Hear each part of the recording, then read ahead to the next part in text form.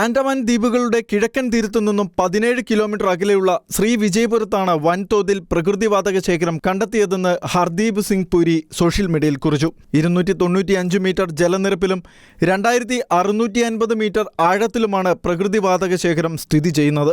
Russian എണ്ണ വാങ്ങുന്നത് അമേരിക്കയെ ചൊടിപ്പിക്കുകയും ഇന്ത്യയുമായുള്ള സൗഹൃദത്തിൽ വിള്ളൽ വീഴുകയും ചെയ്തിട്ടുള്ള സാഹചര്യത്തിലാണ് ഹർദീപ് സിംഗിന്റെ പ്രഖ്യാപനമുണ്ടായത്. രാജ്യത്തിന്റെ ഊർജ്ജ ആവശ്യങ്ങളുടെ ഏകദേശം 85% നിറവേറ്റുന്നത് ഇറക്കുമതിയിലൂടെ ആയതിനാൽ പ്രാവർത്തികമാവുകയാണെങ്കിൽ ഈ പദ്ധതി ഇന്ത്യയെ സ്വയം പര്യാപ്തതയിലേക്ക് നയിച്ചേക്കും.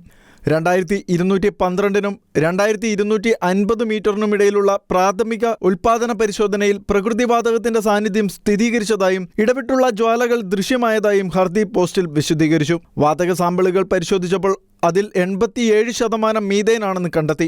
വാതക ശേഖരത്തിന്റെ വലിപ്പവും കണ്ടെത്തലിന്റെ വാണിജ്യ സാധ്യതയും വരും മാസങ്ങളിൽ സ്ഥിരീകരിക്കും. എന്നാൽ ഈ മേഖലയിൽ വടക്ക് മ്യാൻമർ മുതൽ തെക്ക് ഇന്തോനേഷ്യ വരെയുള്ള കണ്ടെത്തലുകൾക്ക് സമാനമായി ആൻഡമാൻ മേഖല പ്രകൃതിവാതക സമ്പന്നമാണെന്ന തങ്ങളുടെ ദീർഘകാല വിശ്വാസം ഉറപ്പിക്കുന്നുവെന്നും ആൻഡമാൻ തടത്തിലെ ഹൈഡ്രോ കാർബൺ സാന്നിധ്യം വലിയൊരു ചുവടുവയ്പ്പാണെന്നും ഹർദീപ് വിശദമാക്കി.